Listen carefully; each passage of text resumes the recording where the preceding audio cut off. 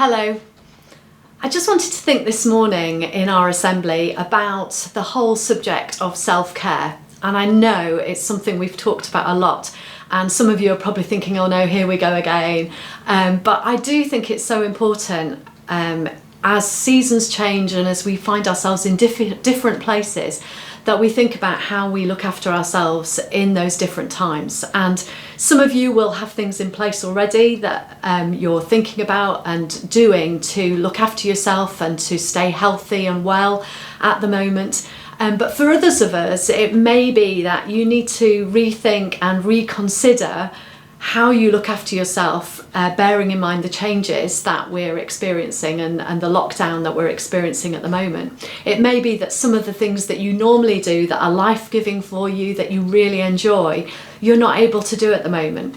Or it could be that some of the people that you see, that you spend time with, who are really good for you, you are not able to have any contact with. And I know many of us are missing that contact with family and friends and people that we care about. So I just wanted to think a little bit about that whole subject of self-care, what it might look like for us and how we go about putting things in place that will help us and keep us healthy and well during this season.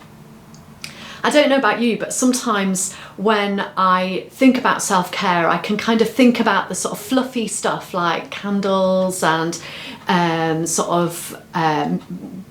music, sort of well-being music and those sorts of things, and it can all feel a little bit kind of airy-fairy and hard to kind of pin down.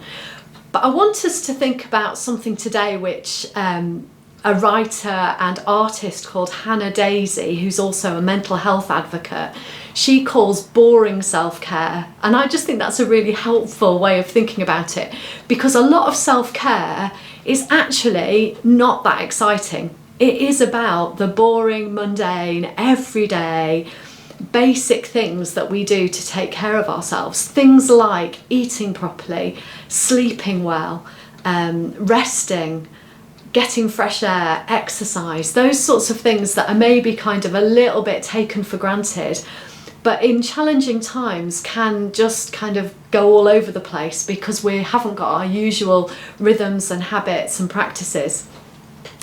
She does some brilliant illustrations, and you might want to look at some of her work online, of just really simple ways that we can think about caring for ourselves. And I want to encourage you today to think about what you're doing at the moment, or what it would be helpful for you to do to look after yourself in these times. I know for me, I've given this some thought over the last few weeks. I often spend time at the beginning of the year thinking about my habits and the way that I'm living, and thinking about things that are going to make a difference to me in the way that I work, in the way that I live. And I've come up with 3 things, which none of which are very exciting, but all of which I think, if I can keep doing them or start doing them, will make a really big difference to the way that I feel and to my own well-being. The first is not procrastinating, because I do have a tendency, I know, to procrastinate, and particularly when I'm feeling under pressure or things are stressful, I can really easily just put things off and avoid doing jobs that I am not particularly wanting to do. I'm a big one for to-do lists, and I know that I'm procrastinating when I'm moving things every week from the to-do list for this week to the to-do list for next week, and the same thing just gets written on the list. So one of my things for this year is not to procrastinate, because I know that will help me feel less stressed. The second thing is to keep writing every morning. It's a habit that I've had for the last few years, and it's something that can go a little bit if I'm feeling stressed or things are a bit overwhelming. And I find when I write first thing in the morning, it's one of the first things I do when I wake up. And it's nothing exciting or thought-provoking, it's just a kind of stream of consciousness of how I'm feeling. But that really helps me. It helps me connect with God, it helps me connect with myself, and it just helps me get all the stuff that's going around my head out of my head and onto the page. And it often helps me to think about the day ahead as well, and to get a clear sense of what I'm wanting to do. The third thing, which I'm trying to do regularly is to get outside every day, whether it's for a long walk or a run, or whether it's simply just to go out in the garden for 5 minutes in the rain if necessary, and just take some deep breaths and look at something from nature to just help me focus and relax and feel connected with nature, because that's something that for me is really important and really fundamental. So those are my 3 things: not procrastinating, writing every morning, and getting outside every day.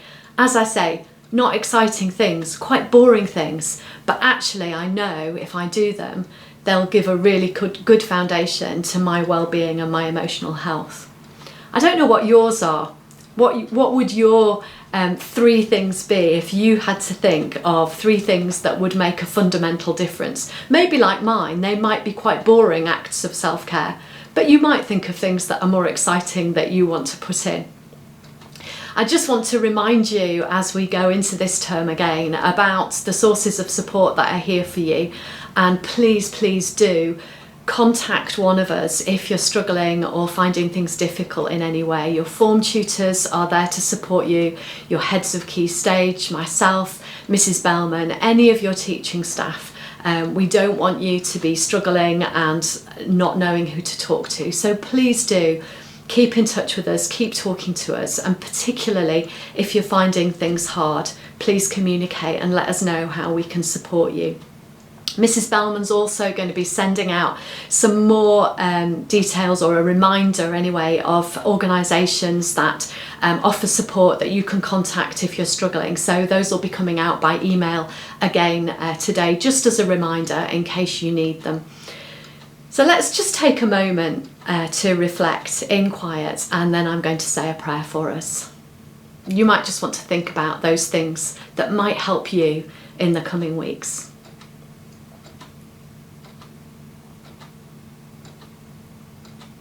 Dear God, thank you that we are all different, but that you know each one of us. And I pray that you would help us as we go into this term to know and to do those things that are going to help us to be healthy and strong, both physically and emotionally.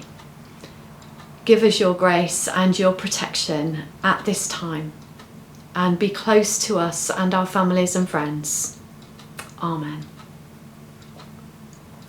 So as you go into this day, you might want to think about or talk about even in your classes those things that might help you to look after yourself, and it's just something to think about over these coming days, and I'll see you very soon. Bye bye.